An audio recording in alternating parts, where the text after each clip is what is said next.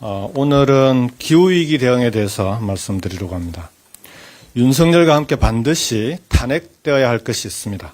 반기후, 반재생에너지 정책입니다. 재생에너지 확대는 이미 세계적인 흐름으로 자리를 잡았습니다. 그러나 윤석열 정권 3년은 그 흐름에 역행했습니다. 세계 흐름에 발맞춰야 하는 재생에너지 정책에는 역주행하면서 대왕고래 프로젝트와 같은 허황된 꿈에 국가적 에너지를 낭비했습니다. 이제는 제자리를 찾아야 합니다. 지금도 이미 많이 늦었습니다. 김문수, 이준석 후보도 기후위기 대응과 재생에너지 산업을 윤석열처럼 정쟁의 도구로만 삼으려 들지 말고 사실에 입각해서 토론에 임해야 합니다. 지난번 1차 토론에서 기초적인 사실관계도 틀린 내용으로 이재명 후보 공격에만 열을 올렸습니다.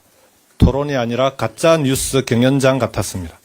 가령 대부분 중국이 장악하고 있는 풍력발전 시장에 대해서 왜 우호적인 발언을 하느냐, 불안정한 풍력발전 전원이 있는 곳에 데이터 센터 공략을 하는지 의문이다와 같은 발언들이 그렇습니다. 재생에너지 얘기를 하면서 갑자기 중국을 끼워 넣는 정치적 의도에 대해서는 차치하고 사실관계만 지적하겠습니다. 첫째, 국내 해상풍력업체들은 중국이 장악하고 있지 않습니다. 국내 업체들은 해상풍력 발전기의 주요 구성 부분 중에 17% 정도에 해당하는 블레이드와 나셀, 터빈 같은 부분은 경쟁력이 좀 떨어지지만 다른 영역에서는 지금도 세계적인 수준의 경쟁력을 보유했거나 잠재력이 있는 것으로 평가받고 있습니다. 터빈과 블레이드 같은 부품은 세계 시장에서 유럽과 중국이 대부분을 점유하고 있는 것은 사실입니다. 그러나 우리나라에 진출한 기업들은 중국이 아니라 대부분 유럽 기업들입니다. 2022년부터 2024년까지 국내에 고정가격 경쟁 입찰에 선정된 해상풍력 사업 11개 중에 중국 업체는 단 한 곳에 불과합니다. 우리나라에서 해상풍력 산업은 세계적인 경쟁력이 있는 조선업과도 연관성이 높아서 시너지 효과가 매우 큰 편입니다. 대규모 고용 창출도 기대할 수 있어서 성장을 통한 경제적 파급 효과도 커집니다. 풍력 산업은 중국만 좋다는 마타도어는 대한민국 기업들의 역량과 글로벌 풍력 산업 기조에 대한 무지를 드러낼 뿐입니다. 두 번째로 데이터 센터와 재생에너지가 맞지 않다는 식의 주장 역시 사실이 아닙니다. 전 세계는 데이터 센터 입지를 선정할 때 이미 재생에너지를 얼마나 충분히 공급할 수 있는지를 중요한 기준으로 삼고 있습니다.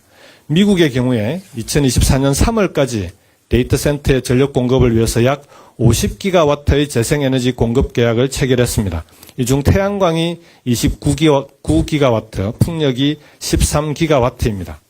실제로 구글, 아마존, 애플 등 다국적 IT 기업들이 유럽에 세우는 데이터 센터는 대부분 재생에너지 공급이 충분한 나라들을 선택하고 있습니다.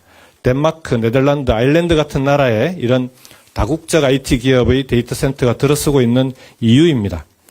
기후위기에 대한 대응은 이미 그 자체로 경제와 한몸이 되고 있습니다. 국가적 대응이 늦을수록 국내 기업들이 받을 타격과 경제적 충격은 불을 보듯 뻔합니다. 에너지 정책을 정쟁의 도구점으로만 여기며 전 세계의 흐름에 역주행한 건 윤석열 하나로 족합니다. 우리는 미래 세대로부터 지금의 지구와 자연을 빌려 쓰고 있을 뿐입니다. 나아가 세계는 기후가 곧 경제인 시대로 접어들고 있습니다. 기후위기에 대한 대응은 선택이 아니라 필수입니다. 다음 정부 5년을 또다시 허송세월한다면 대한민국은 영원히 기후경제 시대의 후진국으로 전락하게 될 것입니다. 국민 여러분의 현명한 선택을 부탁드립니다. 감사합니다.